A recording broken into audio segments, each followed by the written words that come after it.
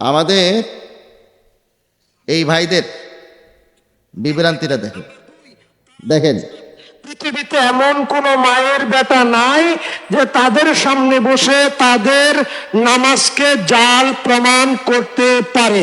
আমি তার চ্যালেঞ্জ গ্রহণ করে উল্টো আমি ওপেন 10 লক্ষ টাকা আমার পক্ষ থেকে চ্যালেঞ্জ ঘোষণা করা হলো। 10 লক্ষ টাকা। এখন আমি যে হাদিসগুলো বলবো, হানাফি মাযহাবের প্রত্যেকটা হাদিস জাল। হানাফি মাযহাবের যে সালাত, যেই হাদিসের উপর ভিত্তি করে তারা সালাত আদায় করে, সেই হাদিসগুলো জাল। আলহামদুলিল্লাহ নাহমাদুহু ওয়া নাস্তাঈনুহু ওয়া নাস্তাগফিরুহু ওয়া নু'মিনু বিহি ওয়া নাতাওয়াক্কালু আলাইহি ওয়া নাউযু বিল্লাহি মিন শুরুরি আনফুসিনা ওয়া মিন সাইয়্যাতি আমালিনা মান ইয়াহদিহিল্লাহু ফালা মুদিল্লা লাহু ওয়া মান ইউদ্লিলহু ফালা হাদিয়া লাহু ونشهد أن لا إله إلا الله وحده لا شريك له ونشهد أن سيدنا وسندنا وحبيبنا وطبيبنا وأولانا ومولانا محمدا عبده ورسوله صلى الله تعالى عليه وعلى آله وأصحابه وبارك وسلم تسليما كثيرا كثيرا أما بعد فقد قال الله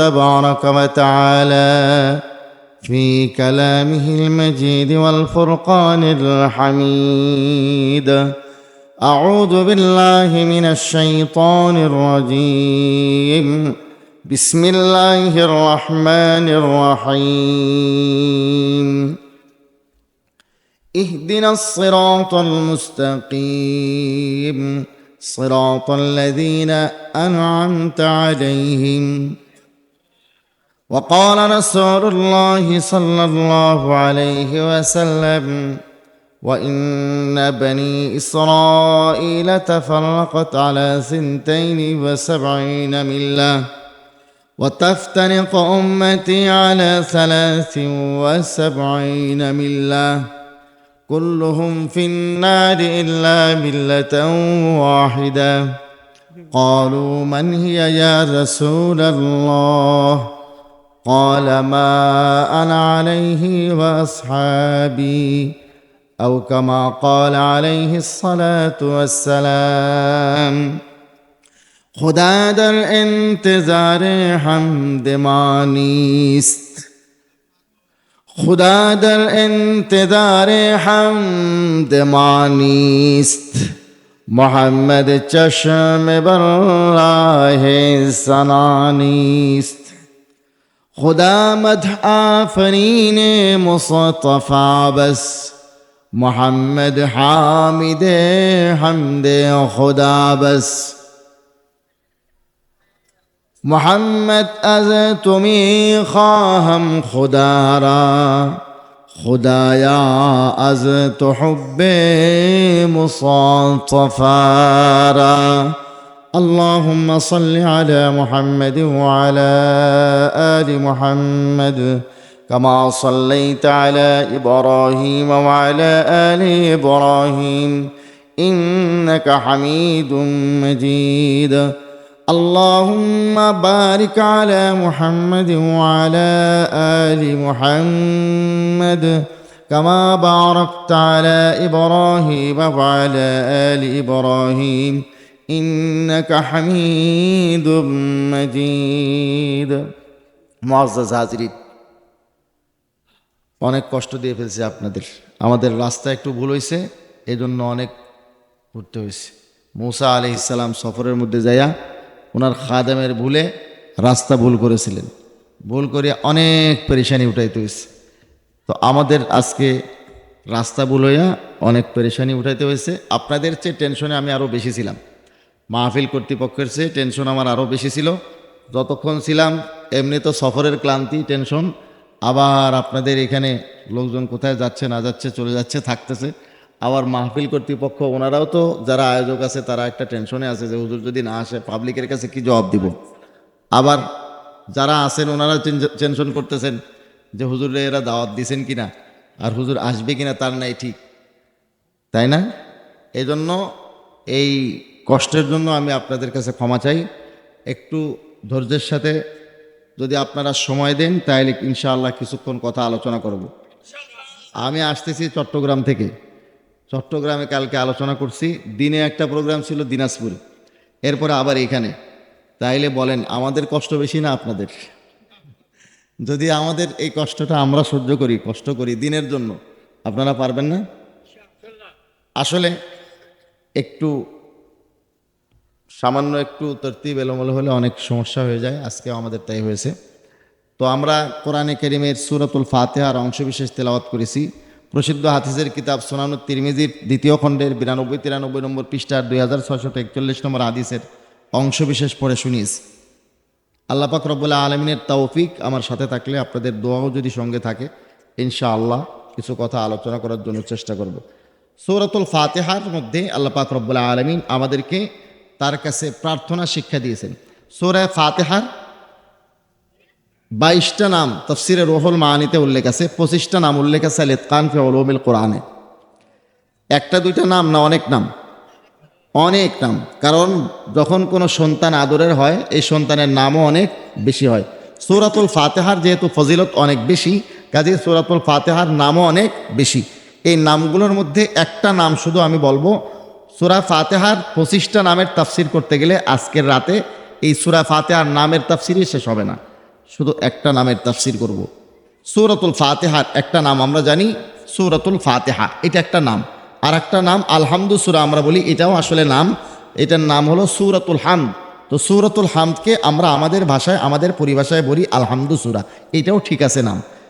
কিন্তু আজকে তৃতীয় আর একটা নাম মুখস্থ করবেন। এই সূরার আর একটা নাম হলো সূরাতু তালিমিল মাসআলা, প্রার্থনা শিক্ষা দেওয়ার সূরা।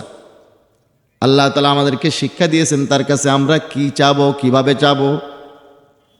5 ওয়াক্ত নামাজের মধ্যে প্রত্যেক নামাজের প্রত্যেক রাকাতে আমরা সূরা ফাতিহা পড়ি, আল্লাহর কাছে দোয়া করি ইহদিনাস সিরাতাল মুস্তাকিম। আল্লাহ আমাদেরকে সিরাতুল মুস্তাকিমের সন্ধান দেন, সোজা পথ যেটা সিরাতুল মুস্তাকিম। কি কোনো সমস্যা? এই ভাই নড়াচড়া করি না, কি কোনো সমস্যা? কি বোঝা যায় না? বোঝা গেলে হয়েছে তো, আর কি, কিচ্ছু করতে হবে না। আপনারা শুনতে পান কিনা? যথেষ্ট। খুব জোরে শুনিয়া কান ফাটানোর কোনো দরকার নেই, শোনা গেলেই যথেষ্ট। শোনা যায় তো ভাই? ঠিক আছে। সূরাতুল ফাতিহাতে আমরা আল্লাহর কাছে প্রতিদিন চাইতেছি। রব্বুল আলামিন আমাদেরকে শিক্ষা দিয়েছেন যে দেখো তোমরা আমার কাছে অনেক কিছু চাও। এই যে ইলেকশন আসতেছে, আমরা ভোট চাবো। ইলেকশনের সময় সবাই ভোট চাবে না? দোয়া, ভোট চাই, ভোটারের দোয়া চাই, সকলের কতজন কত রকম কিছু কইয়া ভোট চাবে। তাইলে আমরা যারা ভোটে দাঁড়াই তারা আল্লাহর কাছে কি চাই? যে আল্লাহ আমারে ভোটে জিতায় দাও। যারা ভোটে দাঁড়ায় না তাদের দোয়া এরকম হয় না। ব্যবসায়ীদের দোয়া একরকম হয়, ক্রেতাদের দোয়া আর একরকম হয়, ছোটদের দোয়া একরকম হয়, বড়দের দোয়া একরকম হয়। রব্বুল আলামিন বলেন তোমরা আমার কাছে অনেক কিছু চাও, কিন্তু তোমাদের জন্য সবচাইতে প্রয়োজনীয় বস্তুটা আমি শিখিয়ে দিই। তোমাদের জন্য সবচাইতে প্রয়োজনীয় বস্তুর নাম সিরাতুল মুস্তাকিম। কি নাম? ইহদিনাস সিরাতাল মুস্তাকিম। আল্লাহ আমাদেরকে সিরাতুল মুস্তাকিমের দিক নির্দেশনা দেন, সিরাতুল মুস্তাকিমের উপরে চালান। সিরাতুল মুস্তাকিম কি, এর ব্যাখ্যা আমি একটা হাদিস শরীফ পড়েছি, এই হাদিসে পড়ে যাব। আগে যেহেতু আপনারা নামাজের মাসাইল শোনার জন্য উদ্গ্রীব আছেন, এই জন্য আমি এটা আপনাদেরকে শোনায় দিই যে আসলে নামাজের মাসাইলের ব্যাপারে আমাদের কিছু ভাইদের কতটা বিভ্রান্তি আছে। দেখেন তারা কিভাবে ফিতনা ছড়ায়। আমি একটু তাদের লেকচার আপনাদেরকে শোনাই, দেখেন। ওই ভিডিওটা কোথায়? আমাদের এই ভাইদের বিভ্রান্তিটা দেখেন, দেখেন। পৃথিবীতে এমন কোন মায়ের বেটা নাই যে তাদের সামনে বসে তাদের নামাজকে জাল প্রমাণ করতে পারে। আমি তার চ্যালেঞ্জ গ্রহণ করে উল্টো আমি ওপেন 10 লক্ষ টাকা আমার পক্ষ থেকে চ্যালেঞ্জ ঘোষণা করা হলো। 10 লক্ষ টাকা। এখন আমি যে হাদিসগুলো বলবো, হানাফি মাযহাবের প্রত্যেকটা হাদিস জাল। হানাফি মাযহাবের যে সালাত যেই হাদিসের উপর ভিত্তি করে তারা সালাত আদায় করে সেই হাদিসগুলো জাল। নাম্বার 1, তারা সূরা ফাতিহা পড়ে না। সূরা ফাতিহা পড়তে হবে, হাদিসটি সহিহ বুখারীতে 2756 নম্বর হাদিস, লা সালাতা লিমান ইয়াকরা বিফাতিহাতিল কিতাব অথবা উম্মুল কিতাব। সূরা ফাতিহা ছাড়া সালাত হয় না। তারা এই হাদিসটাকে মানতে পারে না হানাফি মাযহাব মানার কারণে। নাম্বার 2, এখন দেখেন, এখানে আমার মাত্র 1% চার্জ আছে। এখানে কোনো জায়গায় চার্জারের ব্যবস্থা থাকলে একটু চার্জে দিয়ে দেন। দেখেন কিভাবে ফিতনা ছড়াইতেছে। আমরা কোনোদিন বলি নাই যে আমাদের যে সমস্ত বন্ধুরা লা মাযহাবী নিজেদেরকে আহলে হাদিস দাবি করেন, আমাদের এই বন্ধুদের নামাজ হয় না। কখনো আমরা কি বলেছি? হানাফি কোনো আলেম কোনোদিন বলে নাই লা মাযহাবীদের নামাজ হয় না, বলেছি আমরা কোনোদিন? কখনো আমাদের কোনো আলেম বলে নাই যে যারা লা মাযহাবী বা আহলে হাদিস নিজেদেরকে দাবি করেন, কারণ তারা আহলে হাদিস না। এটার ব্যাখ্যা আর একদিন দিব ইনশাআল্লাহ। এরা আহলে হাদিসও না, সালাফিও না, এরা লা মাযহাবী। তো যারা লা মাযহাবী আছে এরা যেভাবে নামাজ পড়ে তাদের নামাজ হয় না, এ কথা আমরা কোনোদিন বলিনি। তাদের নামাজও হয়। আমাদের বক্তব্য হলো তাদের নামাজও হয়, আমাদের নামাজও হয়, তাদের নামাজও হয়, আমাদের নামাজও হয়। তাদের চেয়ে আমাদের নামাজ আরও বেশি মজবুত দলিলে আদায় হয়। তাদের চেয়ে, আমি বসছি তো প্রমাণ করার জন্য ইনশাআল্লাহ, তাদের চেয়ে আমাদের নামাজ আরও বেশি মজবুত দলিলে আদায় হয়। একটা মাসলাতে না, বরং সমস্ত মাসলাতে চোখে আঙুল দিয়ে আমরা দেখিয়ে দিতে পারবো। মিনাত তাকবীর ইলাত তাসলিম, একেবারে তাকবীরের থেকে নিয়া সালাম পর্যন্ত, মিনাল ইফতিতা ইলাল ইখতিতাম, শুরু থেকে শেষ পর্যন্ত নামাজের প্রত্যেকটা মাসআলাতে, এমনকি আকীদার ক্ষেত্রে তাদের চেয়ে মজবুত দলিলে আমরা আকীদা পোষণ করি, তাদের চেয়ে মজবুত দলিলে আমরা নামাজ আদায় করি। কিন্তু কখনো আমরা বলি না এভাবে যে হানাফিদের নামাজ, লা মাযহাবীদের নামাজ হয় না, অমুকের নামাজ হয় না। এটা হলো একটা বিভ্রান্তি। এই সমস্ত বিভ্রান্তি সৃষ্টি করে মুসল্লি গন্ডগোল লাগাই দেওয়া হয়েছে। উম্মতে মুহাম্মাদের মধ্যে আজকে বিভাজন সৃষ্টি করা হয়েছে। কথা ঠিক না? এখন আমি যেহেতু নামাজের মাসলাগুলো নিয়েই আমাদের একটা ভুল বুঝাবুঝি, এই মাসলাগুলো নিয়ে একটু বলে বাকি তাফসির ইনশাআল্লাহ, ওই আয়াতের তাফসিরটা ইনশাআল্লাহ একটু পরে বলতেছি। নামাজের মাসালার মধ্যে আমার এই একজন ভাইজানের বক্তব্য আমি শুনিয়েছি। সে বলতেছে হানাফি মাযহাবের প্রত্যেকটা হাদিস জাল। আমাদের একটা কথা ছিল, আমাদের সামনে বসে আমাদের নামাজকে জাল প্রমাণ করে দিতে পারবে এরকম কোনো মায়ের লাল আজও জন্ম নেয় নাই, এমন কোনো বাপের বেটা আজও জন্ম নেয় নাই। এই চ্যালেঞ্জ আমাদের আছে। সেই চ্যালেঞ্জ গ্রহণ করার জন্য এক পাগল আসছে। সে 10 লক্ষ টাকার চ্যালেঞ্জ করছে। এর খুঁজে বাইর করে 10 লক্ষ টাকা চ্যালেঞ্জ করছে। সেই টাকা, এটা মাদ্রাসা না, এখানে মাদ্রাসা না মসজিদ, এটা ঈদগাহ মাঠ। এই ঈদগাহ মাঠ মসজিদ মাদ্রাসার জন্য দান করে দেন। কারণ এই যে হাদিস পড়ছে, চ্যালেঞ্জ তো গ্রহণ করছে জাল প্রমাণ করার জন্য হানাফি মাযহাবের। এই হাদিসটা আগাগোড়া ভুল পড়ছে। সে হাদিস পড়তেই জানে নাই, হাদিসের নাম্বারও বলতে জানে নাই, আপাদমস্তক ভুল পড়ছে হাদিস। সে আবার চ্যালেঞ্জ দিচ্ছে হানাফি মাযহাবের প্রত্যেকটা হাদিস জাল। এখন আমি নামাজের যে মাসলাগুলো নিয়ে এরা বিভ্রান্তি সৃষ্টি করে তার মধ্যে 1 নম্বর মাসলা থেকেই শুরু করি। ধরুন আপনি নামাজে দাঁড়াবেন, দাঁড়ানো থেকে শুরু। দাঁড়ানোর ক্ষেত্রে আমাদের কিছু ভাইয়েরা 2.5-3 ফিট পা সরায় নামাজে দাঁড়ায়, কেউ কেউ স্বাভাবিক দাঁড়ায়, ঠিক আছে। এইটা নিয়ে তাদের চেয়ে ব্যতিক্রম ধর্মী যারা আমল করে তারা বলে যে তাদের নামাজ হয় না। আমরা কিন্তু তাদের নামাজ হয় না কোনোদিন বলি নাই, তারা বলে আমাদের নামাজ হয় না। এখন আমাদের নামাজ যে হয় এটা দলিল সহ আমাদের জানার দরকার আছে না নাই? এবং আমরা যে তাদের চেয়ে মজবুত দলিল নামাজ আদায় করি এটা আমাদের অন্তত জানার দরকার আছে। সেই জন্যই আমি দালায়েল ভিত্তিক ইনশাল্লাহ আলোচনা করব। তাদেরটাকে খাটো করে বলার জন্য না, এই কাজ আমরা কখনো করি না। তারা যেহেতু আকবরিয়া আমাদের নামাজ নিয়ে বলতেছে যে আমাদের নামাজ জাল, এজন্য আমাদের জানার দরকার আছে আমাদের নামাজটা আসলে কোন দলিলে আমরা আদায় করি। 1 নম্বর মাসলা হলো নামাজের দাঁড়ানোর ক্ষেত্রে। দ্বিতীয় হচ্ছে আপনি যখন হাত বাঁধবেন, হাতটা কোথায় বাঁধবেন? পুরুষরা হাতটা কোথায় বাঁধবেন? নাভির নিচে না বুকের উপর? এইটা করো না। তৃতীয় হলো আপনি ইমামের পিছনে সূরা ফাতিহা পড়বেন নাকি পড়বেন না। চতুর্থ, রুকুতে যাওয়ার সময় হাত উঠাবেন নাকি উঠাবেন না। কয়টা মাসলা হলো? 4টা। আমিন জোরে বলবেন না আস্তে বলবেন? 5টা। এই তো মোটামুটি। আর শেষে দিয়ে একজন ভাই এখানে ঘোষণার সময় বলছেন মোনাজাতের কথা, দোয়া। ফরজ সালাতের পরে সম্মিলিত মোনাজাত, এই কয়েকটা মাসলা। রমজান আসলে আর একটা বাড়ে, তারাবির নামাজ 8 রাকাত পরে আমাদের কোনো ভাই পালান, এই তো এই মাসলাগুলোই তো। আচ্ছা চলেন প্রথম থেকে শুরু করি। দাঁড়ানোর ক্ষেত্রে, দাঁড়ানোর ক্ষেত্রে আপনি কিভাবে দাঁড়াবেন? তো আমি মুসলমানদের 1 নম্বর দলিল যেহেতু কোরআন থেকেই শুরু করি। কোরআনে কারীমের 1 নম্বর পারার মধ্যে আল্লাহ পাক রব্বুল আলামিন সূরাতুল বাকারাতে কোরআনে কারীমের 1 নম্বর পারায় বলেন, ওয়াত্তাখিযু মিন মাকামি ইব্রাহিম মুসাল্লা, তোমরা মাকামে ইব্রাহিমকে মুসাল্লা বানাও, মাকামে ইব্রাহিমকে নামাজের জায়গা বানাও।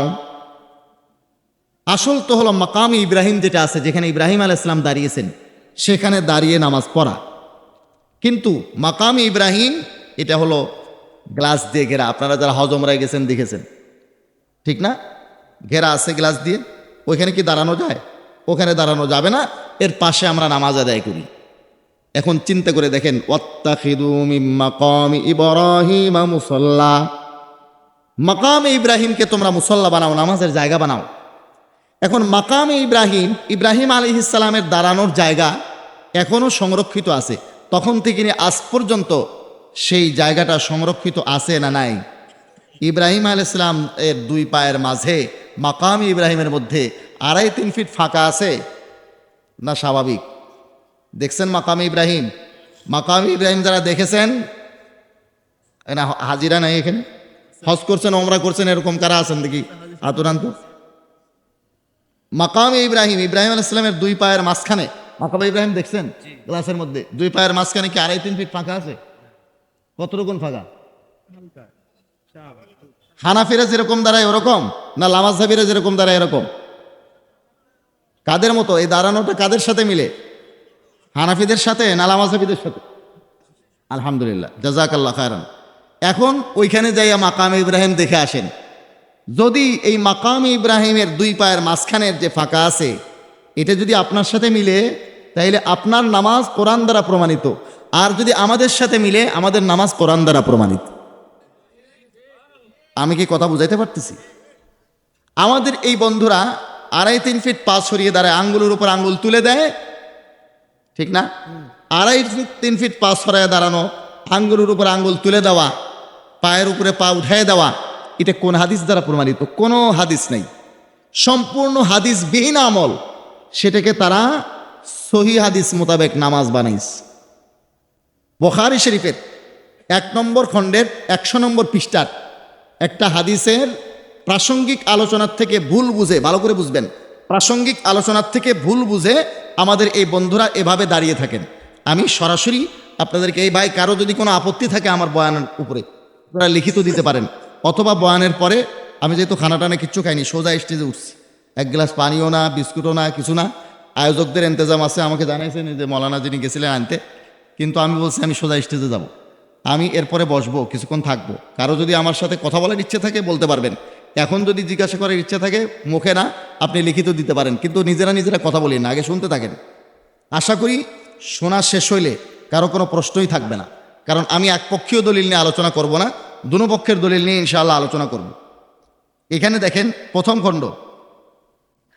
খণ্ডের 100 নম্বর পৃষ্ঠা, এখানে একটা হাদিস শরীফ আছে হযরতে আনাস রাদিয়াল্লাহু তাআলা আনহু থেকে। এই হাদিসের নাম্বার আপনি গুগল ইন্টারনেটে যদি খুঁজেন, তাহলে 725 নম্বর হাদিস হিসেবে পাবেন। মেইন কিতাবে খুঁজলে 716 নম্বর হাদিস হিসেবে পাবেন। আন আনাসিন আনিন নবী সাল্লাল্লাহু আলাইহি ওয়াসাল্লাম قال, হযরত আনাস থেকে বর্ণিত, আল্লাহর হাবিব সাল্লাল্লাহু আলাইহি ওয়াসাল্লাম বলেন, আকিমু সুফুফাকুম, তোমরা তোমাদের কাতারগুলো সোজা করো। ফাইন্নি আরাকুম মিন ওয়ারাই যাহরি, কারণ আমি আমার পিঠের পেছন থেকেও তোমাদেরকে দেখতে পাই। কে বলেছেন? আমার আপনার নবী। পিঠের পেছন থেকে কেমনে দেখতেন? এটা নবীজির ব্যাপার, নবীজির মুজিজা। আল্লাহ পাক রব্বুল আলামিন নবীজিকে দেখাইতেন। কিভাবে দেখাইতেন এটার অনেক ব্যাখ্যা মুহাদ্দিসিনে কেরাম করেছেন, সেই ব্যাখ্যায় আমি যাব না। শুধু এতটুকু বুঝেন, আল্লাহর নবী বলেছেন যে তোমরা কাতার সোজা করো, কাঁধের সাথে কাঁধ মিলাও, পায়ের সাথে পা মিলাও, এই ধরনের কথা এখানে উল্লেখ নাই। আছে প্রাসঙ্গিক আলোচনাতে হযরত আনাস রাদিয়াল্লাহু তাআলা আনহু উল্লেখ করেছেন, ওয়া কানা আহাদুনা ইউলজিকু মানকিবাহু বিমানকিবি সাহিবিহি ওয়া কাদামাহু বিকাদামিহি, আমাদের সাহাবীদের মধ্যে একজন নামাজে দাঁড়ানোর সময় আরেকজনের কাঁধের সাথে কাঁধ মিলাতো। ওয়াকাদামাহু বিকাদামিহি, পায়ের সাথে পা লাগাইতো। তাহলে কাঁধের সাথে কাঁধ মিলাইতো, পায়ের সাথে পা মিলাইতো। এটা কি আল্লাহর নবী বলেছেন না প্রাসঙ্গিক আলোচনাতে হযরত আনাস বলেছেন? হযরত আনাস বলেছেন। আল্লাহর নবী এটা বলেন নাই যে তোমরা কাঁধের সাথে কাঁধ লাগায় দাও, পায়ের সাথে পা লাগিয়ে দাও। হযরত আনাস প্রাসঙ্গিক আলোচনাতে বলেছেন যে আমাদের একজন আরেকজনের সাথে কাঁধে কাঁধ লাগাইতো, পায়ের সাথে পা মিলাইতো। কাঁধের কথা বলছেন আগে, পায়ের কথা বলছেন পরে। কথাগুলো মনে রাখেন। আরও কিছু হাদিস কাতার সোজা করার ব্যাপারে আমি আপনাদের সামনে পেশ করছি। চলুন আবু দাউদ শরীফ খণ্ড নম্বর 1 পৃষ্ঠা নম্বর 97, হাদিস নম্বর 662। এই হাদিস শরীফটাও তারা পেশ করে। একটা হাদিস যেটা আমি বুখারী শরীফের বললাম, এই বুখারী শরীফের এই হাদিস এবং আরেকটা হাদিস তারা দলিল হিসেবে পেশ করে। সেই হাদিসটা হচ্ছে আবু দাউদ শরীফ প্রথম খণ্ড 97 নম্বর পৃষ্ঠা, হাদিস নম্বর 662। ওদের দলিলগুলো আমি আগে বলতেছি, দেখেন এখানে কি আছে, এরপরে আমি ব্যাখ্যায় যাব ইনশাআল্লাহ। এটা হচ্ছে আবু দাউদ শরীফ খণ্ড নম্বর 1 পৃষ্ঠা নম্বর 97, হাদিস নম্বর 662। এখানে আসুন, হযরতে নোমান বিন বশীর রাদিয়াল্লাহু তাআলা আনহু থেকে রওয়ায়াত আছে, তিনি বলেন কাতার সোজা করার নির্দেশ আল্লাহর নবী দিয়েছেন। তারপরে উনি বলেন প্রাসঙ্গিক আলোচনাতে, ফারাআইতুর রাজুলা ইউলজিকু মানকিবাহু বিমানকিবি সাহিবিহি ওয়া রুকবাতাহু বিরুকবাতি সাহিবিহি ওয়া কাবাহু বিকাবিহি। আমি লোকজনকে দেখলাম একজন আরেকজনের কাঁধের সাথে কাঁধ, রুকবাতাহু বিরুকবাতি সাহিবিহি, একজনের হাঁটু আরেকজনের সাথে, একজনের টাকনুগিরা আরেকজনের টাকনুগিরার সাথে লাগিয়ে দাঁড়াত। তাহলে নামাজের কাতার সোজা করার সময় এখানে নোমান বিন বশীর বলেন যে একজনের কাঁধ আরেকজনের কাঁধের সাথে, একজনের হাঁটু আরেকজনের হাঁটুর সাথে, একজনের টাকনুগিরা আরেকজনের টাকনুগিরার সাথে লাগাইতে আমি দেখতাম। এখন বুঝেন, ভালো করে বুঝেন। হযরতে আনাস রাদিয়াল্লাহু তাআলা আনহু প্রাসঙ্গিক আলোচনাতে বলেছিলেন দুইটা জিনিস মিলানোর কথা, কাঁধ আর পা। হযরত নোমান বিন বশীর বললেন তিনটার কথা, একটা হলো কাঁধ, দ্বিতীয় হলো হাঁটু, তৃতীয় হলো টাকনুগিরা। এখন আমরা একটু দাঁড়াই, তিনজন মানুষকে দেন একই মাপের, কারণ আমাদের মুজাফফর ভাইয়েরা বলেন যে আমরা বলে ওই যে 3 সাইজের তিনজনকে নিই, এজন্য কাঁধ মিলে না, পা মিলে না। কাজে একই হাইটের তিনজনকে দাঁড়ান, আমি প্র্যাকটিক্যাল করায় দেখাচ্ছি। এখানে একই হাইটের তিনজন ভাই আসেন, পেছন থেকে আসেন না, হ্যাঁ আসেন। এখানে তিনজন ভাই একই রকম হাইটের আসেন, একই রকম হাইটের তিনজন আসেন, সমস্যা নেই, এতটুকুন কম বেশি কিছু হবে না, আসেন। এখন ঠিক আছে, 4 জন আসছেন, কোনো সমস্যা নেই। আমরা আমাদের এই ভাইদেরকে যেভাবে নামাজ পড়তে দেখি 2.5-3 ফিট পা ছড়িয়ে, ওইভাবে দাঁড়ান, পা ছড়ান। হ্যাঁ, ওনারা যেভাবে দাঁড়ায়, খুব বেশি ছড়ানোর দরকার, যেভাবে ওনারা ছড়ায় দাঁড়ায়, ওনাদের মসজিদ তো আপনাদের আশপাশে আছে, দেখেন জ্যাকেটগুলো খুলেন, জ্যাকেট খুলে এমনি তো একজন 2 জন হয়ে আছে। একটু কষ্ট করেন না ভাই, একটু খুলেন। এখন আমাদের এই ভাইদের বক্তব্য, পায়ের সাথে পা লাগাবে, হাঁটুর সাথে পায়ের সাথে পা, আর ওই যে আঙ্গুলের উপর আঙ্গুল তুলে দিয়ে যেভাবে দাঁড়ায় আর কি। এখন কথা হচ্ছে, হযরত আনাস রাদিয়াল্লাহু তাআলা আনহু প্রাসঙ্গিক আলোচনাতে বলেছেন যে আমরা কাঁধের সাথে কাঁধ মিলাইতাম, পায়ের সাথে পা মিলাইতাম। হযরত নোমান বিন বশীর বলেছেন যে কাঁধের সাথে কাঁধ, হাঁটুর সাথে হাঁটু এবং টাকনুর সাথে টাকনু মিলাইতাম। এখন আপনারা যেভাবে দাঁড়িয়েছেন এভাবে দুনো দিকে পায়ের সাথে পা মিলিয়েছেন না, দুনো দিকে কাঁধ মিলান, 2 জনের সাথে ভাই 2 দিকে কাঁধ মিলান, 2 দিকে কাঁধ ওভাবে পা থাক, দেখে দুনো দিকে কাঁধ মিলান। জি, 2 দিকে কাঁধ মেলানো যাবে। তাইলে এখানে 1 নম্বরে আছে বুখারী শরীফে কাঁধের সাথে কাঁধ মেলানোর কথা, 2 নম্বরে আছে পায়ের সাথে পা। আমরা পা যখন অস্বাভাবিক সরিয়ে নিলাম, কাঁধ দূরে সরে যাবে, কাঁধের সাথে কাঁধ মেলানো। এখানে হযরত আনাস বলছেন কাঁধের সাথে কাঁধ মেলানোর কথা 1 নম্বরে, হযরত নোমান বিন বশীর বলেছেন কাঁধের সাথে কাঁধ মেলানোর কথা, এরপরে হযরত আনাস বলছেন পায়ের সাথে পা, এরপরে প্রথমে কাঁধের সাথে কাঁধ 2 দিকে মিলবে না, তারপরে পায়ের সাথে পা মিলাইতে হবে। হযরত নোমান বলছেন হাঁটুর সাথে হাঁটুর সাথে হাঁটু মিলান, তারপরে টাকনুর সাথে টাকনু মিলবে, টাকনু গিরা। জি, এইভাবে নামাজ পড়া যায়। বসেন, এখানেই বসেন, একটু পরে আবার দাঁড়াইতে হবে ভাই, একটু কষ্ট দিচ্ছি আপনাদেরকে, মনে কিছু নিয়েন না। আমাদের এই বন্ধুরা হাদিসের এই প্রাসঙ্গিক আলোচনার থেকে ভুল বুঝিয়া পায়ের উপরে পা তুলে দেয়, দিয়া 2.5-3 ফিট পা সরাইয়া দাঁড়ায়। এটা যেটা অবস্থা আছে, আমরা দেখলাম হাদিসের প্রাসঙ্গিক আলোচনা যেটা সাহাবায়ে কেরাম করেছেন, এইভাবে আসলে আমরা দাঁড়িয়ে নামাজ পড়তে পারছি না। কথাটা কি ঠিক আছে? হাদিস আমাদের সামনে, আপনারা আমাদের সামনে, একদম এটার মধ্যে লুকোচুরির কিছু নাই, একদম স্পষ্ট কথা, হাদিসের প্রাসঙ্গিক আলোচনা। আল্লাহর নবী কাঁধের সাথে কাঁধ লাগায় দিয়ে, পায়ের সাথে পা লাগায় দিয়ে দাঁড়াও, এটা কিন্তু বলেন নাই। প্রাসঙ্গিক আলোচনাতে সাহাবা একরাম বলেছেন আমরা এভাবে দাঁড়াইতাম। তো এইভাবে আমরা কিন্তু দাঁড়িয়ে নামাজ পড়তে পারছি না। একটা কথা মনে রাখবেন, নিজে নিজে পণ্ডিত হওয়া যায় না। বুখারী শরীফের প্রথম খণ্ডের 16 নম্বর পৃষ্ঠায় হাদিস আছে। বুখারী শরীফ খণ্ড নম্বর 1 পৃষ্ঠা নম্বর 16। এখানে আল্লাহর নবীর একটা হাদিস আছে, মাইয়ুরিদিল্লাহু বিহি খায়রান ইউফাক্কিহু ফিদ্দীন, যার ব্যাপারে আল্লাহ পাক মঙ্গলের ইরাদা করেন তাকে দ্বীনের ইলম দান করেন। এই যার ব্যাপারে আল্লাহ পাক মঙ্গলের ইরাদা করেন তাকে দ্বীনের ইলম দান করেন, এই কথা বলার পরে আল্লাহর নবী বলেছেন ওয়া ইন্নামাল ইলমু বিত-তাআল্লুম, ইলম ওইটা গ্রহণযোগ্য যেটা ওস্তাদের কাছ থেকে শিখে অর্জন করা হয়। নিজে নিজে যে ইলম অর্জন করা হয় সেটা গ্রহণযোগ্য না। এজন্য আমরা একজন ওস্তাদের কাছে চলে যাব। ওরা তো ওস্তাদ ছাড়া শিখে, ওস্তাদ ছাড়া শিখলে সে ইলম গ্রহণযোগ্য নয়।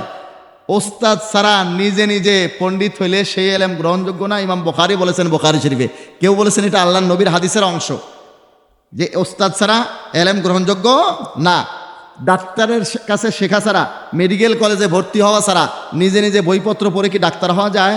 নিজে নিজে কাঠমিস্ত্রি হওয়া যায়, রাজমিস্ত্রি হওয়া যায়, ওস্তাদের কাছে শিখতে হয়। ঠিক এরকমভাবে শায়েখ নিজে নিজে হওয়া যায় না। ওরা তো নিজে নিজে শায়েখ হয়, যার কারণে মানুষকে ভুল বুঝায়। এখানে দেখেন, আমরা এখন ওস্তাদের কাছে যাব। আমাদের একজন ওস্তাদ, আমাদের সিলসিলায়ে হাদিসের মধ্যে, সিলসিলায়ে সনদের মধ্যে যার নাম আছে হাফেজ ইবনে হাজার আসকালানী রহমতুল্লাহ আলাইহি, হাফিজুল হাদিস হাফিজ ইবনে হাজার আসকালানী রহমতুল্লাহ আলাইহি বুখারী শরীফের শ্রেষ্ঠ ব্যাখ্যা গ্রন্থ লিখেছেন ফতহুল বারী এর খণ্ড নম্বর 2 পৃষ্ঠা নম্বর 1042। ফতহুল বারী খণ্ড নম্বর 2 পৃষ্ঠা নম্বর 1042।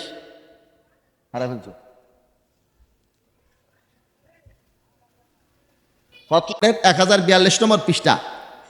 এখানে দেখেন তিনি এই সমস্যার স্পষ্ট করে সমাধান করে দিয়েছেন। বাবু ইলজাকিল মানকিবি বিল মানকিবি ওয়াল কাদামি বিল কাদামি ফিস সাফফি। ইবনে হাজার আসকালানী ওই অধ্যায়টা নিয়ে এসেছেন বুখারী শরীফে, যে অধ্যায় আছে এই হাদিস শরীফটা তিনি উল্লেখ করে এখানে বলেন আল মুরাদু বিযালিকা আল মুবালাগাতু ফি তা'দিল ইস-সাফফি ওয়া সাদ্দি খালালিহি। তিনি বলেন আসলে সাহাবায়ে কেরাম যে বলেছেন আল্লাহ নবীর কাতার সোজা করার গুরুত্বের নির্দেশ পেয়ে আমরা একজনের কাঁধের সাথে আরেকজনের কাঁধ লাগাইতাম, একজনের পায়ের সাথে আরেকজনের পা লাগাইতাম। এখানে আসলে কাঁধের সাথে কাঁধ, পায়ের সাথে পা একেবারে লাগায় দেওয়া উদ্দেশ্য না। উদ্দেশ্য কি? কাতার সোজা করার ব্যাপারে অত্যধিক গুরুত্ব দেওয়া, মাঝখানের ফাঁকা জায়গা বন্ধ করার ব্যাপারে অত্যধিক গুরুত্ব দেওয়া। এই কথাটা বুঝাইতে যাইয়া বলছে আমরা যেন যেন যেন এত সোজা করতাম যেন একজনের কাঁধ আর একজনের কাঁধের সাথে, যেন একজনের পা আর একজনের পায়ের সাথে লেগে যেত। আসলে লাগা উদ্দেশ্য না, পাশাপাশি থাকা উদ্দেশ্য। এখানে যে বা হরফে জ্বর আছে, আপনি মাদ্রাসার তালেবুল আলেমদেরকে জিজ্ঞাসা করবেন, মাদ্রাসার তালেবে আলেমরা বলতে পারবে বা এটা এলসাকের জন্য আছে। এলসাক মানে মিলানো, তবে এলসাক দুই প্রকার, এলসাকে হাকিকি, এলসাকে মাজাজি। এলসাকে হাকিকি মানে একেবারে মিশে থাকা, যেরকম বলা হয় বিহি দাউন, তার সাথে রোগ আছে। রোগ যার মধ্যে থাকে আশপাশে ঘুরে না, ভেতরে থাকে, ভেতরেই থাকে। আর আরেকটা ব্যবহার আছে মারাত্তুবিল মসজিদি, আমি মসজিদের পাশ দিয়ে অতিক্রম করেছি। তার মানে কি মসজিদের ওয়ালের মধ্যে দিয়ে ঢুকে বাইরে হয়ে গেছি? না, পাশ দিয়ে ঘ্যাস লাগায় কি আশপাশ দিয়ে হেঁটে গেছি, এটাকেই বলা হয় মারাত্তুবিল মসজিদ। মারাত্তুবি জাইদিন, জায়দের পাশ দিয়ে আমি হেঁটে গেছি।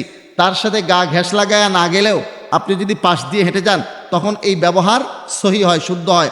তো মুসলমান ভাইয়েরা আমার, এই এলসাকের দুইটা অর্থ আছে, এলসাকে হাকিকি, এলসাকে মাজাজি। এলসাকে হাকিকি মানে একেবারে মিশে থাকা, এলসাকে মাজাজি মানে পাশে থাকা। এখানে হাফেজ ইবনে হাজার আসকালানী রহমতুল্লাহ বোঝাতে চেয়েছেন যে এখানে বাস হরফটা, এই যে বা হরফটা আছে, এই বা হরফে জটটা এখানে ব্যবহার হয়েছে এলসাকে মাজাজির জন্য, পাশে থাকার অর্থে বোঝানোর জন্য, মিশে থাকার অর্থে বোঝানোর জন্য নয়। এই যে মোবালাগা শব্দ এখানে বলছে, মোবালাগা একটা জিনিস আছে আরবিতে, যারা ওলামা এবং তোলাবা আছেন তারা বুঝেন, বাকিদের বোঝার জন্য আমি বলতেছি। একটা কথা গুরুত্ব বোঝানোর জন্য একটু বাড়াইয়া বলা, যেরকম আমাদের বাংলাদেশি একজন ব্যক্তি গেছে বিদেশে, যে বিদেশির সাথে গল্প হচ্ছে নিজেদের দেশ নিয়ে, প্রত্যেকেই নিজের দেশের বিভিন্ন বিষয় তুলে ধরে গর্ব করতেছে। তো বিদেশি বলতেছে, দেখো ও বাঙালি, তোমাদের দেশের আর কি গুণ, আমাদের দেশের প্লেনগুলো আকাশের উপর দিয়ে ওড়ে। এখন বাঙালি চিন্তা করছে একেবারে আকাশের উপর দিয়ে কি বিমান ওড়ে? বলছে তোমাদের প্লেন কি একেবারে আকাশের উপর দিয়ে ওড়ে? বলে না, সামান্য একটু নিচ দিয়া। বাঙালি চিন্তা করছে আমি কি নিয়ে আর গর্ব করি, আমাদের দেশে তো আর অত প্লেন ওড়ে না, আর যেগুলো ওড়ে এইগুলো ডোমেস্টিক বিমান অনেক নিচ দিয়েই, তো এত উপরে তো আমাদের দেশের প্লেন আর ওড়ে না, তো এখন কি নিয়ে গর্ব করি, আরও এটা বলেও ফেলছে। এখন সে চিন্তা করলো আমি ঠকবো না, আমি দাবি করে ফেলি আমার দেশের লোকেরা নাক দিয়ে ভাত খায়। ও বলতেছে বিদেশি শোন, আমার দেশের লোকেরা নাক দিয়ে ভাত খায়, তো বিদেশি বলছে একেবারে কি নাক দিয়া, বলে না সামান্য একটু নিচ দিয়ে। ও বলছিল আকাশের উপর দিয়ে প্লেন ওরে, বাঙালি জিজ্ঞেস করলে বলছে সামান্য একটু নিচ দিয়া, তো এ বলতেছে একেবারে নাক দিয়ে না সামান্য একটু নিচ দিয়া। তো এখন ঘটনা হচ্ছে কোনো একটা বিষয় বেশি গুরুত্ব বোঝানোর জন্য মোবালাগা করে বলা হয়। সাহাবা একরাম কাতার সোজা করার অত্যধিক গুরুত্ব দিতেন, এটা বুঝাতে যে হাফিজ ইবনে রাসকালানী রাহমাতুল্লাহ বলছেন যে একেবারে লাগানো উদ্দেশ্য না, পাশাপাশি থাকা উদ্দেশ্য, আশেপাশে থাকা উদ্দেশ্য, মিশে থাকা উদ্দেশ্য নয়। হাফিজ ইবনে রাসকালানী রাহমাতুল্লাহ আলাইহি বলেন, আর এই ব্যাপারে আজমাউহা হাদিস ইবনু আমার আইন্দা আবি দাউদা, বলছে এই ব্যাপারে হজরতে ইমাম আবু দাউদ রহমতুল্লাহ আলাইহির উল্লেখিত ইবনু ওমর রাদিয়াল্লাহু তাআলা আনহুর হাদিসটা হচ্ছে জামে হাদিস, সবচেয়ে ভালো হাদিস এই ব্যাপারে, এই কাতার সোজাকারের ব্যাপারে। ইবনু ওমর রাদিয়াল্লাহু তাআলা আনহুমার যে হাদিসের কথা তিনি বলেছেন, এটা আপনি গুগল ইন্টারনেট এবং আবু দাউদ শরীফের মেইন কিতাবের মধ্যে 666 নম্বর হাদিস হিসেবে পাবেন, খণ্ড নম্বর 1 পৃষ্ঠা নম্বর 97, হাদিস নম্বর 666, এগুলো মনে রাখবেন। রেকর্ড হচ্ছে না? না রেকর্ড হচ্ছে না, হ্যাঁ রেকর্ড হলে ভালো, এই কথাগুলো মনে রাখবেন। আল্লাহ নবী এখানে 3টা কথা বলেছেন, আকিমুস সুফুফ, কাতার সোজা করো, ওয়াহাদু বাইনাল মানাকিব, কাদের সাথে কাঁধ সমান্তরালে রাখো, একই বরাবর রাখো, বরাবর বরাবর বরাবর, লাগানো না, বরাবর রাখো। এরপরে আল্লাহর হাবিব বলছেন ওয়াসুদ্দুল খালালাহ, মাঝখানের ফাঁকা জায়গা বন্ধ করো। 3টা কথা কি কি? কাতার সোজা করো, কাতার কাঁধের সাথে কাঁধ সমান্তরালে রাখো, আগে পিছে না, মাঝখানের ফাঁকা জায়গা বন্ধ করো। এইভাবে আমরা কাতার সোজা করব। এখন রইল 2 ব্যক্তির পায়ের মাঝখানে ফাঁকা থাকবে কিনা। 2 ব্যক্তির পায়ের মাঝখানে ফাঁকা থাকবেই, 2 ব্যক্তির পায়ের মাঝখানে ফাঁকা থাকবেই, 2 মুসল্লির পায়ের মাঝখানে ফাঁকা থাকবেই, কিন্তু 2 মুসল্লির মাঝখানে ফাঁকা থাকবে না। এখন আপনি বলতে পারেন হুজুর 2 ব্যক্তির পায়ের মাঝখানে ফাঁকা থাকবেই, যেটা আপনি বলতেছেন আমাদের লামাজহাবী ভাইদের আমলের সাথে সম্পূর্ণ বিরোধী কথা এটা, কারণ তারা পা মোটেও ফাঁকা রাখে না, পায়ের মাঝখানে ফাঁকা মোটেও রাখে না। আর আমি বলছি 2 মুসল্লির পায়ের মাঝখানে ফাঁকা থাকবে, 2 মুসল্লির মাঝখানে ফাঁকা থাকবে না, তবে 2 মুসল্লির পায়ের মাঝখানে ফাঁকা থাকবেই। এটা আমি কোথার থেকে বলেছি? সহিহ হাদিস থেকে। আপনি আবু দাউদ শরীফ খণ্ড নম্বর 1 পৃষ্ঠা নম্বর 96, হাদিস নম্বর 654, হাদিস নম্বর 654, আমি হাদিস থেকে বলছি আপনাকে, দেখেন এখানে কি বোঝা যায় হাদিস। হযরতে আবু হুরায়রা থেকে বর্ণিত, তিনি বলেন আন্না রাসূলুল্লাহ সাল্লাল্লাহু আলাইহি ওয়াসাল্লাম قال, আল্লাহর হাবিব সাল্লাল্লাহু আলাইহি ওয়াসাল্লাম ইরশাদ করেন, ইদা সাল্লা আহাদুকুম ফালা ইয়াযানা আলাইহি আন ইয়ামিনিহি ওয়ালা আন ইয়াসারিহি, যখন তোমাদের কেউ নামাজে দাঁড়ায়, যখন কেউ নামাজ পড়ে, তখন স্যান্ডেলকে ডান দিকেও রাখবে না, বাম দিকেও রাখবে না।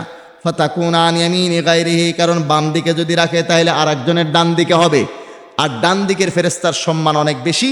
এজন্য জুতা স্যান্ডেল খুলে কোনো মুসল্লি নিজের ডান দিকেও রাখবে না, বাম দিকেও রাখবে না, কারণ বাম দিকে রাখলে আরেকজন যে দাঁড়িয়েছে তার ডান দিকে হবে। এরপরে আল্লাহর হাবিব বলেন, ইল্লা আই আল্লা ইয়াকুনা আন ইয়াসারিহি আহাদুন, যদি বাম দিকে কেউ না থাকে বাম দিকে জুতা রাখতে পারে, ওয়াল ইয়াজাহুমা বাইনা রিজলাইহি, 2 পায়ের মাঝখানে জুতা রাখবে। ভাই এখন একটু চিন্তা করে দেখেন, আমাদের এলাকায় একটা অন্ধ আছে, সেই অন্ধ যাচ্ছে মার্কেটে, তখন আপনি তাকে ডাক দিয়ে বললেন, এ অন্ধ, তুমি যে মার্কেটে যাও খবরদার তুমি বেগানা কোনো নারীর দিকে তাকাবা না। তাইলে বেগানা নারীর দিকে এই অন্ধকে না তাকাইতে বলাটা তার সাথে ইয়ের কিনা? কারণ সে যদি ইচ্ছা করে তারপরেও বেগানা নারীর দিকে দেখতে পারবে না। আমি বলতেছি এই অন্ধ, তুই বেগানা নারীর দিকে তাকাবি না, এটা তার সাথে মজাক হবে, ঠাট্টা হবে, ইয়ের কি হবে, ঠিক না? আল্লাহ নবী বলেন, যখন তোমরা নামাজে দাঁড়াবা স্যান্ডেল খুলে ডান দিকেও রাখবা না, বাম দিকেও রাখবা না।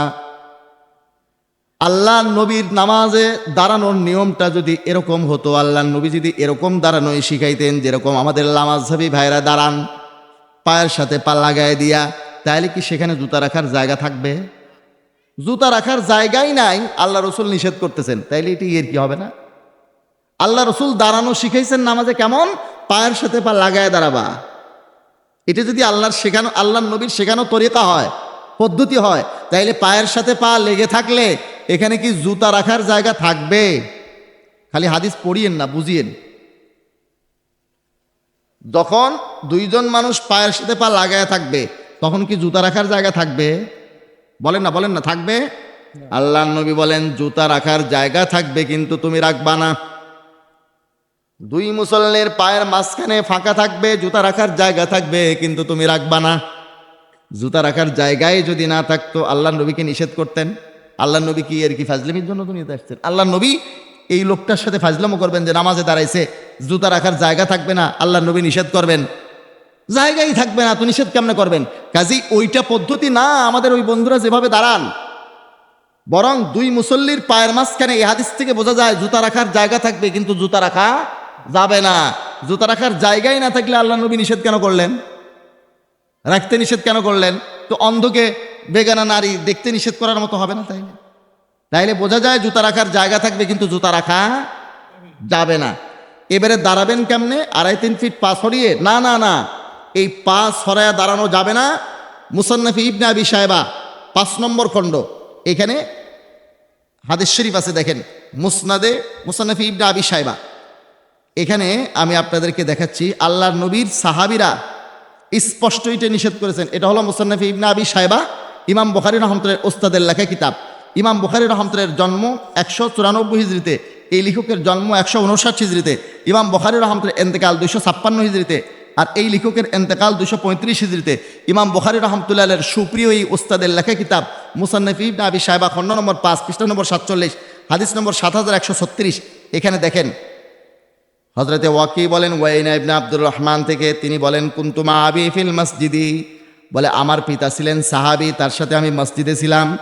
ফারআ রাজুলান ইউসাল্লি সাফান বাইনা কাদামাইহি, তিনি দেখলেন একটা লোক দুই পা অস্বাভাবিক ছড়াই দিয়ে নামাজ পড়তেছে। ফাকালা আলজিক ইহদাহুমা বিল উখরা, তখন তিনি বললেন এই পা এত ছড়াই দিছো কেন? একটার সাথে আরেকটা কাঁচা করে দাও। লাকাদ রাআইতু ফি হাযাল মসজিদি 18 মিন আসহাবিন নবী সাল্লাল্লাহু আলাইহি ওয়াসাল্লাম, আমি আল্লাহর নবীর 18 জন সাহাবীকে এই মসজিদে নামাজ পড়তে দেখেছি। মা রাআইতু আহাদাম মিনহুম ফাআলা হাযা কত্তু, তাদের মধ্যে কাউকে আমি এভাবে অস্বাভাবিক পা ছড়িয়ে নামাজে দাঁড়াইতে দেখি নাই।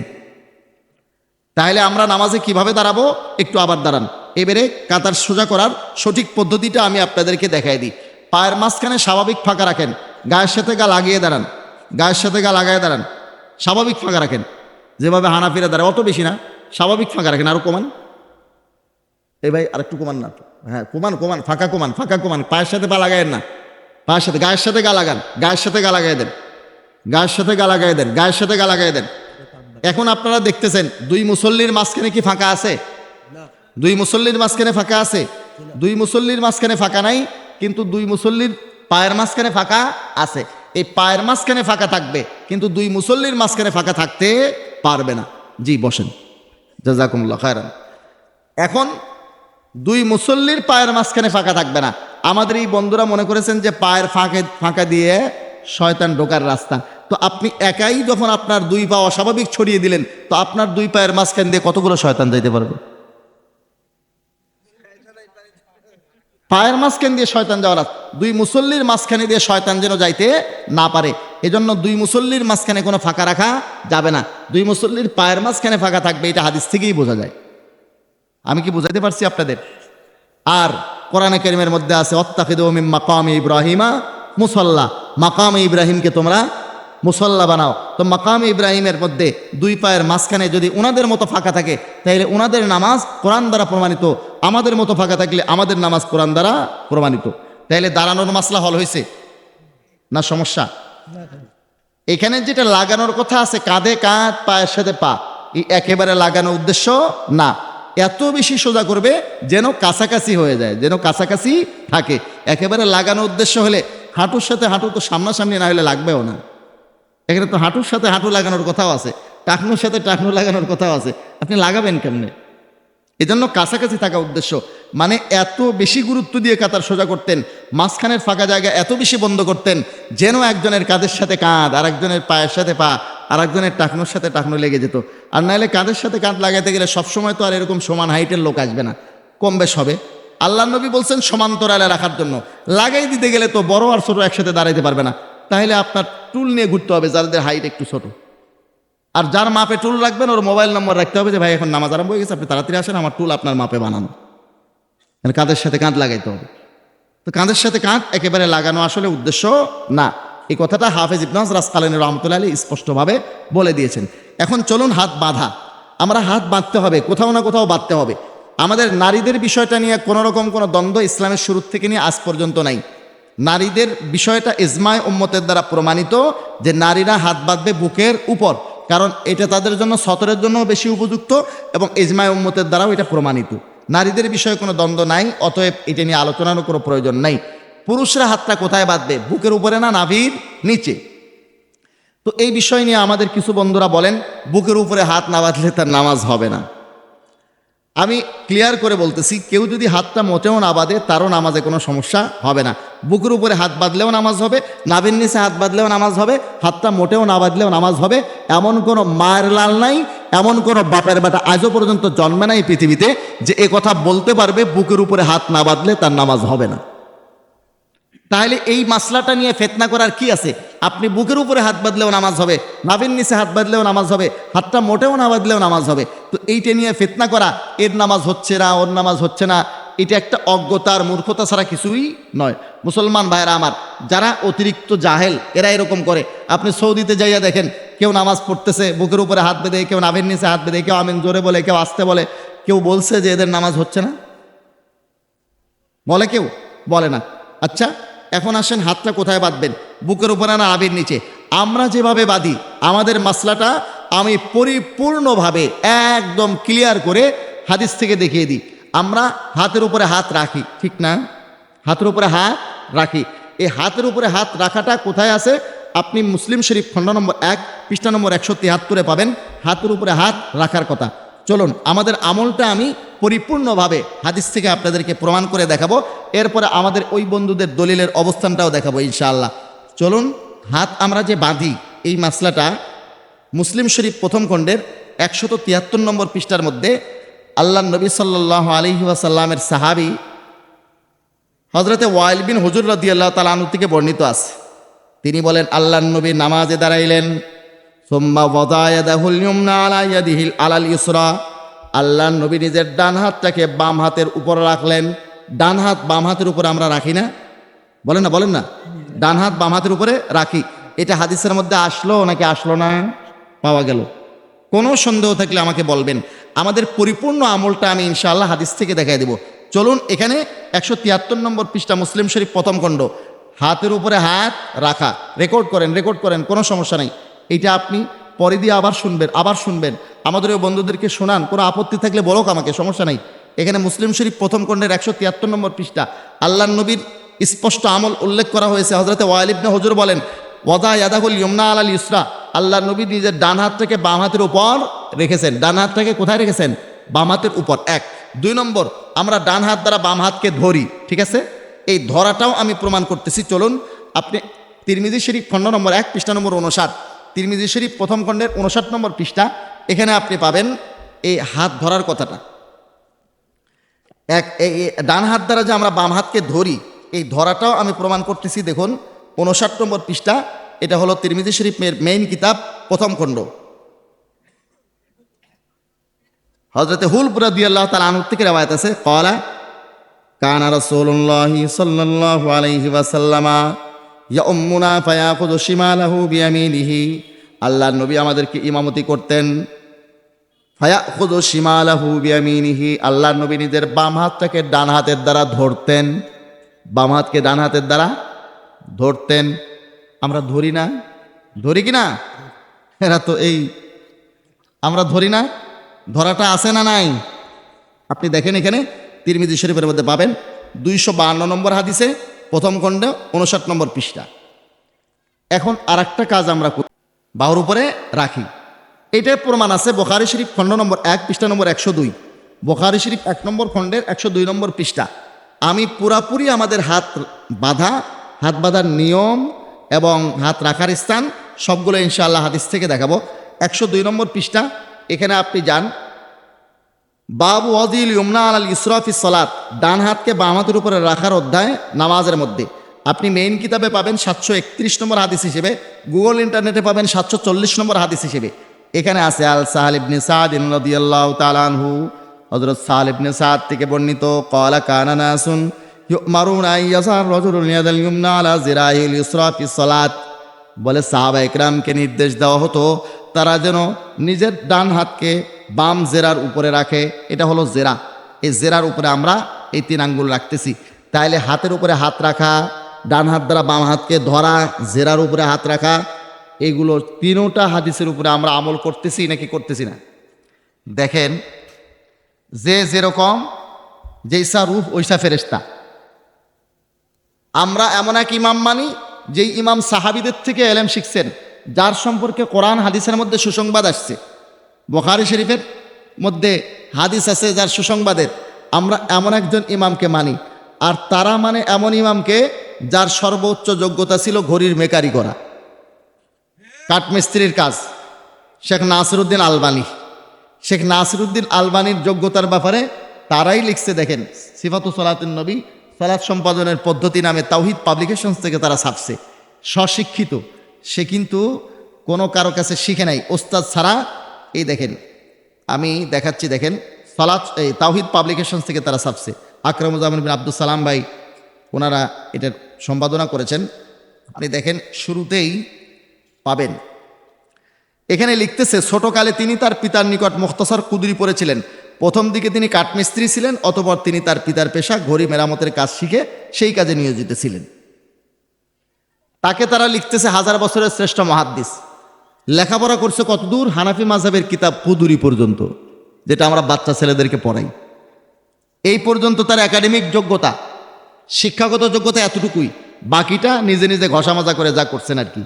এই পণ্ডিতে বলে, এই বইয়ের মধ্যেই লিখছে যে এই 3টা কথা হাদিসের মধ্যে আছে। হাতের উপরে হাত রাখার কথা, হাত দ্বারা হাত ধরার কথা, আবার এই জেরার উপরে আঙ্গুল রাখার যে আমলটা করি, সবগুলো আছে। কিন্তু এই 3টাকে একত্রিত করে হানাফি মাযহাবে যে আমল করা হয়, এটা বেদাত। এখন দেখেন তো, এই 3ও কথা যখন হাদিসে আছে, এই 3টাকে একত্রিত করে আমল করলে বেদাত হবে কোন আক্কেলে?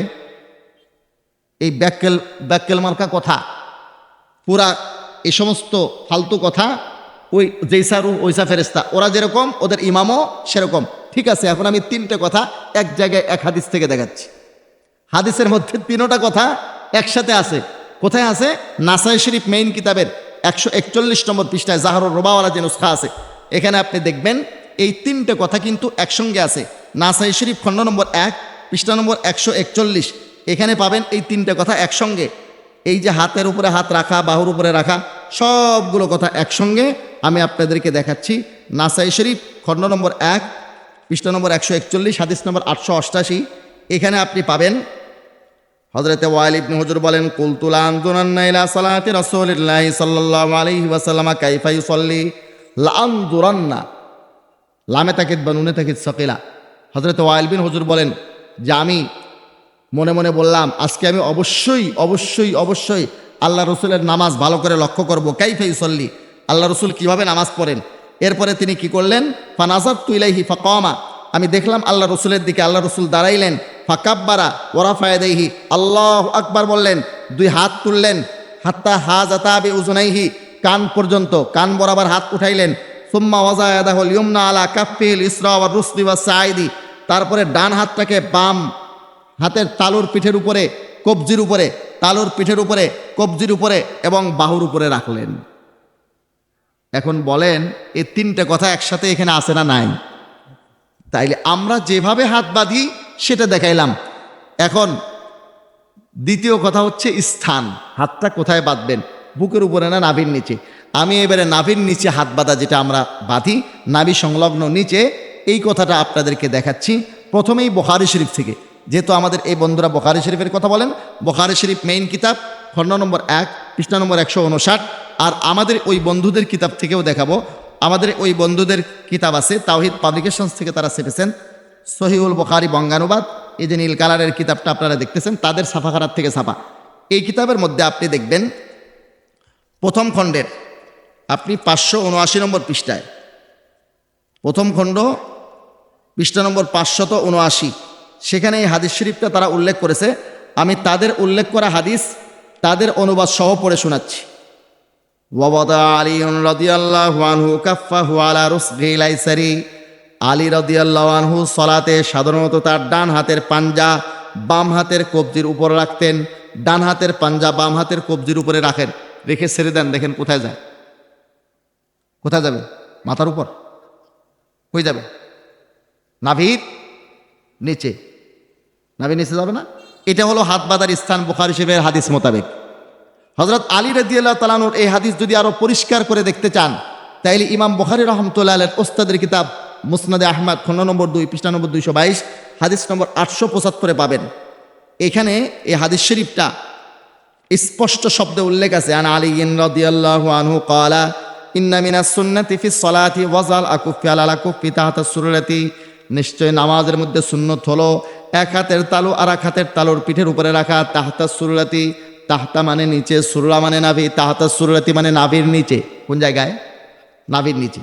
মুসান্নাফি ইবনে আবি শায়বা ইমাম বুখারী রাহমাতুল্লাহ ওস্তাদের লেখা এই কিতাব খণ্ড নম্বর 3 পৃষ্ঠা নম্বর 320 হাদিস নম্বর 3959 সহি সনদে এখানে উল্লেখ আছে। এই কিতাবের মধ্যে হাদিস উল্লেখ আছে সহি সনদে ইমাম বুখারী রাহমাতুল্লাহ ওস্তাদের লেখা এই কিতাবে 3 নম্বর খণ্ডের 320 নম্বর পৃষ্ঠা 3959 নম্বর হাদিস।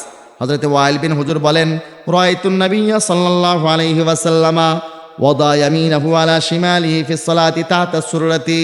হযরত ওয়াইল ইবনে হুজুর বলেন, আমি আল্লাহ রসুলকে দেখেছি, আল্লাহ রসুল নিজের ডান হাতকে বাম হাতের উপর রেখেছেন ফিস সালাতি নামাজের মধ্যে, তাহতা সুররাতি, তাহতা মানে নিচে, সুররা মানে নাভি, তাহতা সুররাতি মানে নাভির নিচে। কোন জায়গায়?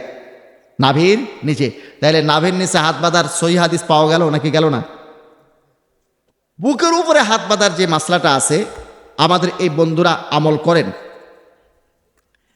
এই বিষয়ে হাদিসের ভান্ডারে কোনো সহি হাদিস নেই, বুখারী শরীফে তো নাই।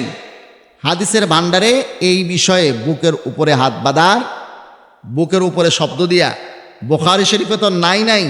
বুখারী শরীফ বাদ দিয়েও আরও যত হাদিসের কিতাব আছে, কোনো কিতাবে সহি সনদে, যেই সনদের মধ্যে কোনো দুর্বলতা নাই, এরকম কোনো সনদ নাই, কোনো বিশুদ্ধ হাদিসে সহি হাদিসে বুকের উপরে হাত বাঁধার কথা উল্লেখ নাই। আছে নাই, আমি তা বলি নাই, আছে, তবে বুখারী শরীফে নাই, আছে তবে সহি হাদিসে নাই। কোথায় আছে? তাদের সবচেয়ে মজবুত হাদিসটা রয়েছে ইবনে খুজাইমা শরীফের 1 নম্বর খণ্ডের 107 নম্বর পৃষ্ঠার 479 নম্বর হাদিসে। এই যে ইবনে খুজাইমা শরীফ আমার হাতে দেখতেছেন, ইবনে খুজাইমা শরীফের বাইরুতের অরিজিনাল নুসখা, এটা অরিজিনাল কপি। আপনি এখানে চলে যান 207 নম্বর পৃষ্ঠা। কত নম্বর পৃষ্ঠা? 207 হাদিস নম্বর 479, হাদিস নম্বর 479। এখানে আপনি পাবেন হযরতে ওয়াইল বিন হুজুর রাদিয়াল্লাহু তাআলা আনহু থেকে বর্ণিত। এখন আপনি বলবেন যে হুজুর এটাই যে তাদের মজবুত হাদিস, এর চেয়ে মজবুত হাদিসও তো থাকতে পারে। আপনি বাছাই করে নিছেন তাদের একটা দুর্বল হাদিস যাতে আপনার জবাব দিতে সুবিধা হয়। তাহলে আমি মুজাফফর ভাইয়ের একটা কিতাব থেকে দলিল দিই। আপনাদের এলাকারই তো মুজাফফর ভাই, শেখ মুজাফফর বিন মহসিন ভাই, আমাদের এই লামাজহাবি বন্ধু হাফিজাহুল্লাহ তাআলা ওয়া হাদাহু ওয়া রাআহু। আমাদের এই বন্ধুটির কিতাব জাল হাদিসের কবলে রসুলের সালাত, রসুলের সালাত বলে জাল হাদিসের কবলে। কি একটা অবস্থা! এই বন্ধুটির একটা শব্দ শুনে তো আমি চমকে গেছি। উনি বলতেছেন আল্লাহ রসুল জাল হাদিসের বিরুদ্ধে জিহাদ করছেন। আল্লাহ রসুল সাল্লাল্লাহু আলাইহি ওয়াসাল্লাম জাল হাদিসের বিরুদ্ধে জিহাদ করছেন। রাসূলুল্লাহ সাল্লাল্লাহু আলাইহি ওয়াসাল্লাম এর সময় হাদিস বানানো হয়েছে, জাল হয়েছে, জাল হাদিসের বিরুদ্ধে হুজুর জিহাদ করছেন বলতেছেন উনি। যাই হোক, আমার এই বন্ধুটি এই কিতাবের ভেতরে জালিয়াতি দিয়ে ভর্তি করে রেখেছে, যে বইটা পড়ে আজকে আমাদের যুবকরা বিভ্রান্ত হচ্ছে। ইমাম মুয়াজ্জিনদের সাথে আসিয়া সব ঝগড়া বাজায়, আলেম ওলামাদের সাথে এসে ঝগড়া বাজায়। আমাদের এই বন্ধুটি ভেতরে জালিয়াতিতে ভর্তি করে রেখেছেন। আপনি এই বইটার মধ্যে দেখেন, আমার এই বন্ধুটি লিখেছেন তাদের এই হাত বাঁধার ক্ষেত্রে আমলের কথা লিখতে যাইয়া, হাত বাঁধার ক্ষেত্রে তাদের আমলের কথা লিখতে যাইয়া লিখতেছেন আমাদের এই বন্ধু 223 নম্বর পৃষ্ঠা। কত নম্বর পৃষ্ঠা বললাম? 223।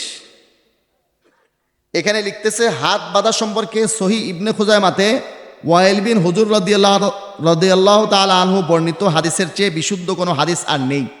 তাহলে তিনি কি বললেন? হযরত ওয়াইল বিন হুজুর রাদিয়াল্লাহু তাআলা আনহু যে হাদিসটা ইবনে খুজাইমা শরীফ আছে হাত বাঁধার ক্ষেত্রে এর চেয়ে বিশুদ্ধ কোনো হাদিস তাদের কাছে আর নাই। এই কথাটাই তিনি তার বইয়ের মধ্যে লিখেছেন। এখন আমরা দেখি এই হাদিসের মধ্যে আসলে কি আছে এবং এই হাদিসটা সহি কিনা। কারণ আমার মুজাফফর ভাই বলেছেন যে হাত বাঁধার ক্ষেত্রে তাদের কাছে যত হাদিস আছে তার মধ্যে এটা হচ্ছে সবচেয়ে মজবুত। তো এই হাদিসের মধ্যে কি আছে দেখেন। হযরত ওয়াইল বিন হুজুর বলেন, সাল্লাইতু মা রাসূলিল্লাহি সাল্লাল্লাহু আলাইহি ওয়াসাল্লামা, আমি আল্লাহর রাসূলের সঙ্গে নামাজ পড়েছি। ওয়া ওয়াদা ইয়াদাহুল ইয়ুমনা আলা ইয়াদিহিল ইসরা আলা সাদরিহি, আল্লাহ রাসূল নিজের ডান হাতকে বাম হাতের উপরে রেখেছেন, আলা সাদরিহি সিনার উপর, সিনার উপরে, বুকের উপরে হাত বাঁধার কথা এখানে উল্লেখ রয়েছে। আছে এটা? আছে, আছে, বুকের উপরে হাত বাঁধার কথা আছে। বুকের উপরে হাত বাঁধার কথা এটা আছে ইবনে খুজাইমা শরীফের 479 নম্বর হাদিসে। কিন্তু দুঃখের বিষয় হাদিসটা সহি না। হাদিসটা কি? সহি নয়, দুর্বল। কেন দুর্বল? আপনি বলতে পারেন হুজুর আপনারা এই হাদিসের উপর আমল করেন না, আপনি তো দুর্বল বলবেনই। ভাই আমি লামাজাবি বন্ধুদের মতো না। ওনারা তো নিজেদের আমলের হাদিস যখন দেখেন সহি বুখারী, সহি বুখারী, সহি বুখারী, জাল হইলেও সহি, জয়ীফ হইলেও সহি, সহি বুখারী। আর আমাদের আমলের হাদিস যখন দেখেন তখন জাল জয়ীফ, জাল জয়ীফ, জাল জয়ীফ স্লোগান শুরু করে, ঠিক না? ওনাদের এই কাণ্ড কারখানা দেখে শেখ সাদি রহমতুল্লাহের একটা গল্প মনে পড়ে আমার। শেখ সাদি রহমতুল্লাহ শিক্ষা সফরে গেছেন, ওনার এক দোস্তর বাড়িতে মেহমান হয়েছেন। যায় দেখেন ওনার এক দোস্ত ছাগলের চোখে সবুজ রঙের চশমা পরায় দিছে। বলে, দোস্ত ছাগলের চোখে কি কেউ চশমা পরায়? তুমি যে ছাগলের চোখে চশমা দিছো। বলে, দোস্ত অনাবৃষ্টির কারণে ঘাস সব শুকিয়ে গেছে, ছাগলে আর খায় না, এর হাড্ডির মগজ শুদ্ধ শুকিয়ে যাচ্ছে। এজন্য আমি অভিনব পন্থা আবিষ্কার করেছি, ছাগলের চোখে সবুজ রঙের চশমা পরিয়ে দিয়েছি। এখন সব শুকনা ঘাসগুলো তাজা ঘাস মনে করে খাচ্ছে, আর রীতিমতো মোটা তাজা হচ্ছে, হৃষ্টপুষ্ট হচ্ছে। ফায়দা তো হচ্ছে, কিছু লাভ তো হচ্ছে। আমাদের এই বন্ধুরাও যখন নিজেদের আমলের হাদিস দেখেন সহিহ বুখারীর চশমা পরে নেন, অন্যদের আমলের হাদিস যখন দেখেন জাল জয়ীফের চশমা পরে নেন। আমরা কিন্তু তাদের মতো না,